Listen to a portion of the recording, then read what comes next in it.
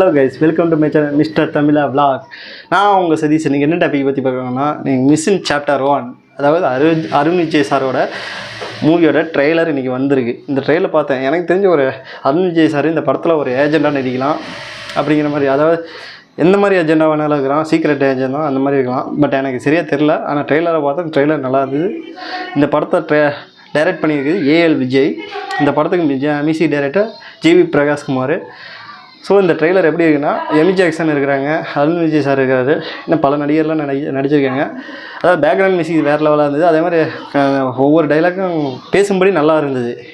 என்னை பொறுத்த வரைக்கும் டைலாக் நல்லா இருந்தது. அதே மாதிரி அருண் விஜய் சார் ரொம்ப நாள் கழிச்சு இந்த மாதிரி ஒரு படம் பார்க்குறது, அதாவது எனக்கு தெரிஞ்சு கடைசியாக எந்த படத்துக்கு அப்புறம் கடைசி யானை படத்தை பார்க்குறப்ப ரொம்ப பிடிச்சிருந்தது. அது ட்ரெய்லர் பார்க்கும்போது படம் நல்லா இருக்குன்னு தான் நானும் நினைக்கிறேன். ஏன்னா அந்த அளவுக்கு தான் ட்ரெய்லர் இருந்தது. நல்லா இருந்தது, எனக்கு பிடிச்சிருந்தது. அதாவது எப்படி சொல்கிறதுன்னா, இது ரொம்ப நாள் கழிச்சு ஏஎல் விஜய் சார், அதாவது தேவி 1, 2க்கு அப்புறம் இப்போ ஏஎல் விஜய் சார் இந்த படத்தை எடுத்திருக்காரு, மிஸ்ஸின் சாப்டர் 1ன்னு. ஸோ அதனால் இந்த படம் நல்லாயிருக்கும். இந்த படம் வந்து ஜனவரி 12ஆம் ரிலீஸ் ஆகுது. வெயிட் பண்ணி பார்க்கலாம் கைஸ், இந்த படம் எப்படி இருக்குன்னு. ஏன்னா இந்த ட்ரெய்லர் நல்லா இருந்து, மோசம்லாம் சொல்ல மாட்டேன், ட்ரெய்லர் நல்லா இருந்தது கைஸ், உண்மையாகவே நல்லா இருந்தது. அதில் அருண் விஜய் சார்லாம் வேறு லெவலாக இருந்தது. நானும் அந்த கெட்டப்பு, ஹேர் ஸ்டைலு, டைலாக்கு எல்லாமே நல்லா இருந்தது.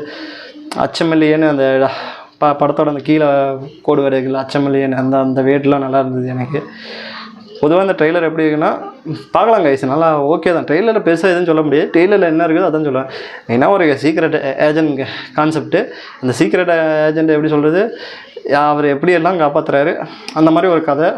இந்த மாதிரி இருக்கலான்னு தான் நான் சொல்ல வரேன் கைஸ். இப்படி தான் இருக்கலாம்னு நான் சொல்லலை, இப்படி இருக்கலான்னு தான் சொல்ல வரேன். இப்படி ஒரு கதை, இதில் இந்த மாதிரி ஒரு சீன்ஸ்லாம் வரப்போகுதுன்னு இப்போ வெயிட் பண்ணி பார்க்கலாம் கைஸ். எனக்கு இந்த படத்தோட ட்ரெய்லர் நல்லா இருந்தது. எல்லோரும் போய் மஸ்ட் வாட்சாக போய் பாருங்கள். ட்ரெய்லர் நல்லாயிருக்கு, பார்க்கலாம் கைஸ். படம் வெயிட் பண்ணி பார்க்கலாம்.